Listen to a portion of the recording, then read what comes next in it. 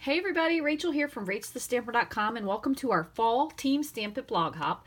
Today I'm going to show you how to make this adorable little gift box. Really cute. Now I made this gift box by using the tree rings and I stamped it onto a piece of crumb cake cardstock using soft suede ink.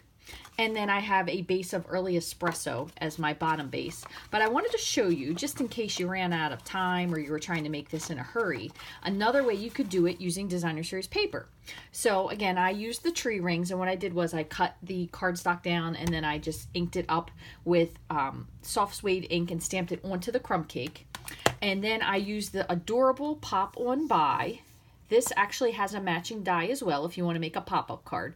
But this is a great card for maybe welcome home, welcome back, new neighbors that are moving in before school starts, lots of fall stuff, and maybe even just sending a really nice card to someone just to let them know that you're thinking of them. Another great idea too, if you didn't want to do the house, is that you could use the daisy punch out a couple different daisies, maybe do them in fall colors, and you could do a thank you box. So that's another really simple idea. But to make this box even easier, I thought another great way to do it would be to use a piece of designer series paper. So if we wanted to stick with the wood theme, I did this to kind of give myself a challenge to use some 6x6 paper. So this is a piece of 6x6 wood. Oh my goodness, I can't believe I forgot the name of this because I use it so often. It is, hold please, Wood Textures Designer Series Paper Stack. Ooh, talk about a forgetful one there. And then what I'm going to do is I'm going to use a piece of thick, very vanilla. So what we're going to do for this, it is incredibly simple. We're making basically this little box, which is what I did kind of like a pre-fold with. And what you're going to do is you're going to have one piece 6x6, and then you're going to have one piece that is just a 1/16 of an inch smaller. So this one I cut just a little bit too big, so it kind of falls apart kind of easily. But if you notice this one here, it does take a little bit of effort to get the bottom to slide. But you could fit gift cards in here, maybe some candies. And I'm going to show you guys how to put this together. It is very simple. So what we're going to do is we have our piece here that's 6x6, so this will be our lid. And then we're going to cut another piece. And what we're going to do for this one is we're going to cut it, like I said, just a 1/16 shy. So right here is 6 inches. So we're going to do 5 15/16. So we're going to trim that. And then we're going to turn it. And same thing again. So it's going to be 5 15/16. Okay, and then you could use this piece if you wanted to make your little banner to decorate your card. So that's it. Very simple for that part. And now what we're going to do is we're going to take our Simply Scored scoring tool, whoopsie, and we're going to go ahead and score this. So this is the smaller piece. This will be the bottom. And today I'm going to be using the Take Your Pick tool. If you haven't seen this yet, this will premiere in the Holiday Winter Catalog. And it's actually several tools in one, so you can switch from a small stylus to a big stylus. And then it also has a point and a little spatula. I was going to say scalpel. That's not what I meant. And then the other side is a putty tip. So this is a really cool tool. So this will be available starting September 5th. So we're going to score on all 4 sides at 1 inch.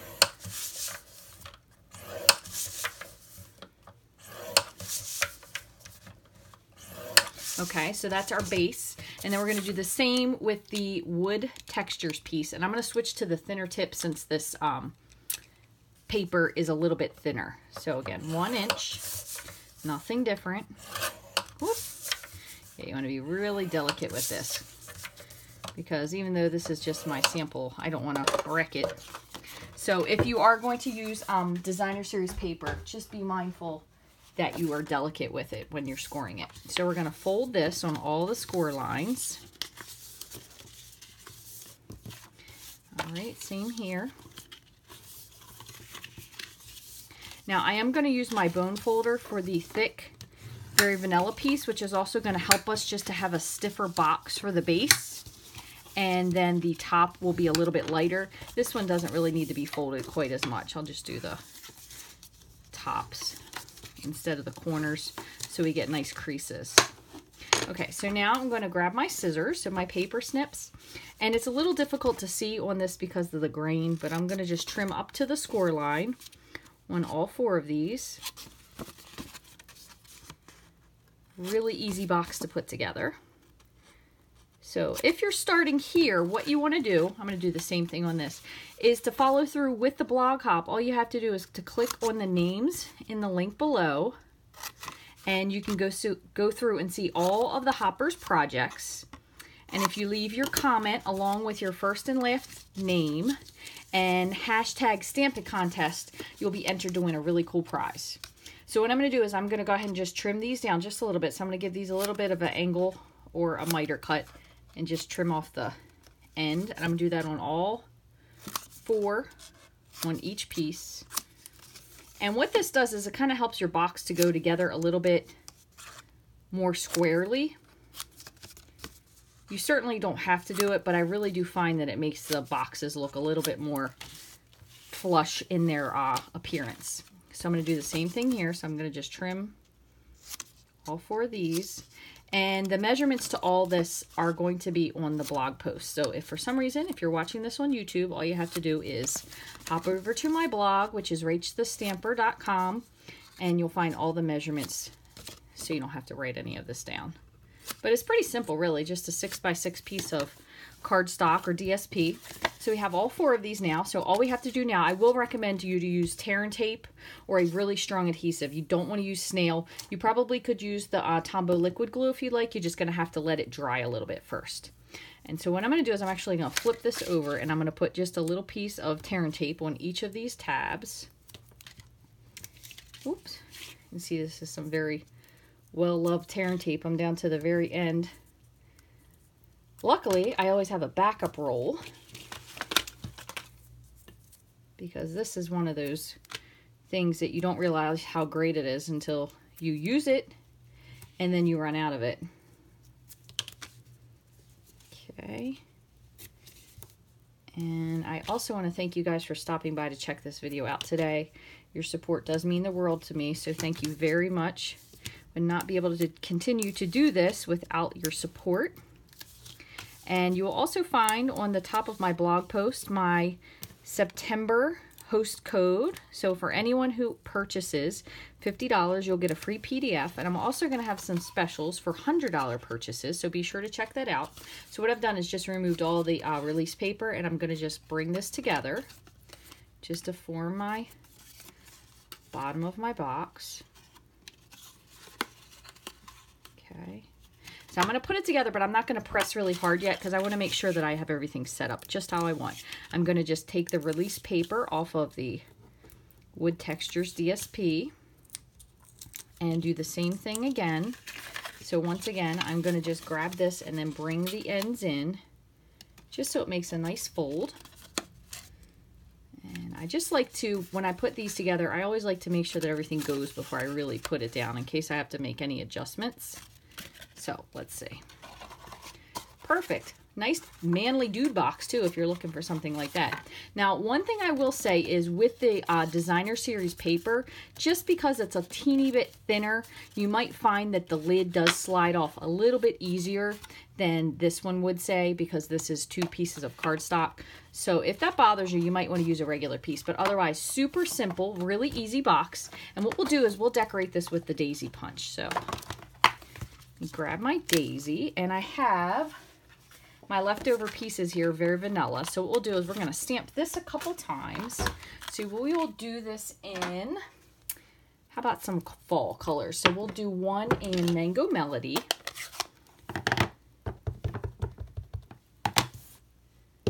Okay, just like that.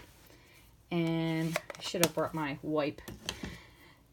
If you all know me at all, you know that I make things so on the fly here that sometimes they're a little too late on the fly. I'm going to use a little bit of Poppy Parade on another one. Since I didn't clean that off, I'll go to a darker color. And I do want to fill in the centers. And I want to do the centers, I'm going to do them a little bit darker. That way it kind of brings that more of a fall look to it. So it does have a center to this, just like that. And I'm going to do these in soft suede. I'll do the lighter one in soft suede, and I'm going to just stamp this off once. Soft suede. And then the other one I'm going to do in, how about pumpkin pie? That'll be pretty. All right, let me just wipe that off. So pumpkin pie.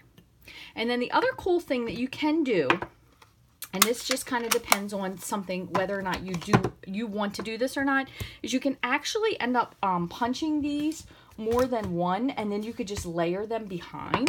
So essentially, you could layer this in a lighter color. So let's just say like crushed, we'll do one in crushed curry over here. So we have crushed curry. And then I'm going to even do one in crumb cake, just to kind of give you an idea. Now I'm not going to fill in the center on these, so you can see what I mean. All right, so there are those. And the other thing you could do if you want is we have all these little stems. If you wanted to do that, you could add the little leaves to it as well. And I just have to grab my daisy punch.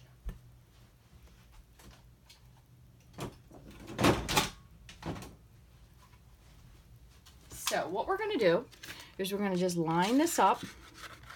I'm going to try to do it without cutting out that red one I already stamped. Let's see. Okay, I'm going to punch. And I'm going to move this over. Same thing again, see if I can line it up. Might have to do a little trimming. Let me trim this off. Let's see if this works better. There we go. So I just kind of, when I'm lining this up, I'll just squeeze it just gently to hold it in place and then punch. And then, oh, whoopsie, got a little crazy there. Just punch that to clear it. Then I'm going to go ahead and punch my second layer. If this one lines up. I'm hoping the power doesn't go out. We have had like some insane storms here this evening. It hasn't rained here in a really long time, and we have like monsoon flooding. It's crazy. Okay, so same thing again. Punch that one out. And then what you can do is you can take your daisies. So these would be the bottom. And we'll just kind of curl these up a little bit with our bone folder. And do the same with this one. And you could also, if you wanted to, you could take and just with a little bit of kind of whatever color you wanted. You could do it with a light green. So we'll do just with a little bit of pear pizzazz just for effect. We could just sponge kind of the edges just to give a little depth to them. You could do this with the other ones as well, just to give them just like a tiny bit of extra color, so maybe they don't stick out as much. And then what we're going to do with these is we're going to take these and just fold them back a little bit, just a little, because you do have to be careful. If you're too rough with these, you definitely can break them. And then without re-inking, I'm just going to rub this on the ends, just to kind of fill in a little bit of the color. Just do this a tiny bit on the red. Gives a little bit more of a depth. There you go. And what we'll do is we're going to put these together with dimensionals. Just put one on each. So we'll put one on the bottom of each of these. And you can see which one lines up better. So we have the red. Let's see what that looks like. Now I'm going to swap these. So I'm going to put the red onto the brown. So I'm just going to overlay the leaves just so they kind of intertwine their flowers, the petals I should say. And then we'll do that on this one as well. Okay, and then you can kind of fool around with the flowers if you wanted to. Kind of just flick them a little bit. Okay, so the other thing you could do if you wanted to is grab, if I have one handy, a little bit of Wink of Stella. Put a little bit of that in the center. If you still have some of those awesome faceted gems, you could add those to them just to give a little center there. And if you wanted to, you could also stamp out a couple little leaves, or you could use the leaf punch. But I'm going to put these together, just both of these on here, and I'm going to add them again with dimensionals. And then we'll put on a sentiment. And I will wrap this up, and then I will put pictures of these finished projects. So we put one here. You could always put a third if you wanted to. What you could do is you could take your piece, where did you have this? And you could actually, you just do one of these like that. So go with a third, and you could take this and fold it in half, or actually we'll cut it in half, will work better. Cut it in half like that. So in case you didn't have a whole lot of paper, and then what you could do is just kind of overlay them like that. I'll put a dimensional on here. I'll just put this to hold it together. And you'll see what I mean in just a moment. So if we're putting this, just so it kind of overlays, again, we can kind of flip the flowers up, and we'll just put a little bit of green. Grab that again. Pear Pizzazz. As we're sticking with that, we'll put a little bit of green. Which looks kind of neat. And you could also stamp this if you wanted to. And then I'm going to put one more dimensional on the back of this, so I have it underneath, and I'm going to just tuck this in. So we have like that rule of 3 with 3 things sticking out there. So it looks a little bit like a leafy kind of thing. Looks really cute. So what we'll do is we'll do this one with a thank you. And I'm going to just go ahead and grab my Stamparatus real quick. Move this up out of the way. And I had, here we go. We'll see if this fits on here. I had an extra little piece from my welcome home, so I'm not sure if this is or isn't going to fit. It's a little bit. No, that should be fine. So let me just make sure my sentiment is straight, since it's just this little tiny, I'm sorry, I'm doing this the wrong way so you guys can't really see it. Since it's just this little tiny thing and I'm only going to stamp it once, I'm not going to worry about adding in my magnets, because once I stamp it, all I have to do is pull it off. So I'm going to center this just a little bit to the side. Oh, there went the power. I think you're still on there. Let me make sure. Yep. I'm going to center this to the side just a little bit so I can flag the end. As you can see, this was my scrap from my other piece. So let me just make sure that lines up again. Oh my gosh, wouldn't that be crazy? I'm doing this and the power goes out. Yikes. All right, I'm going to put this down just so it doesn't go anywhere on me, since I'm going to use that end. Make sure that's still, nope, lined up correctly. Now I feel like I'm rushed because I don't want the power to go out.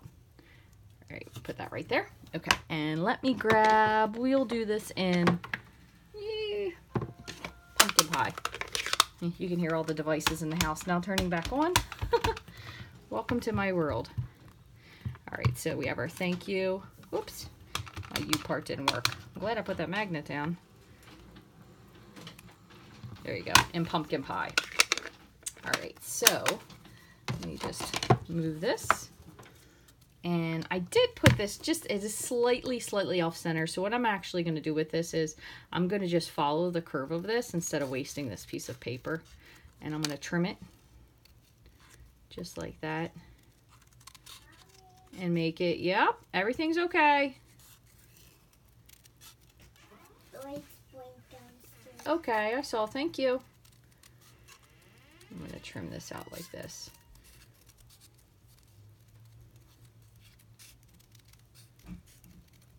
Perfect. So we'll just add that just like that. And we'll wrap up this adorable thing. Again, we can add this on with some dimensionals. And since I had that out, I'm going to add, just to finalize, I'm going to add a little bit of the green to this, just to bring that green in as well. So again, that was Pear Pizzazz. And you could completely go along the edge and sponge the edges too, so they're a little bit harder of a color. And then you have that little bit softer in the middle. But I do this quite often. If I end up goofing up a sentiment or something cuts off, a lot of times I hand trim it because I think it looks cute. You could also back this up with some ribbon. I did add the 2 different kinds. So this is the copper trim, and then this is the tea room. It's a set 1 of 2. There's another one that's a mint and a copper. I think these are so adorable. If you haven't seen those, you have to check those out. So you could add this with a little bit of ribbon, but I'm going to just pop this on just like this, and I'm going to say, I'm going to set that like that, and I will actually take a picture, so you have to make sure you head to my blog to check out and see what the finished project is. I'm going to add a little bit of ribbon to it, I think, and we're going to jazz this little thank you here up a little bit, but I want to cut out before the power cuts me out. So thank you guys so much for watching. If you don't have a demonstrator, I would love to be yours. All you have to do is contact me at rachthestamper@gmail.com. And also, if you would like to be part of my newsletter, send me your email and let me know. I'd be happy to send you a catalog as well. If you want to send me your address, please make sure you include your zip code. Thanks for watching, guys. Hope you have an awesome day.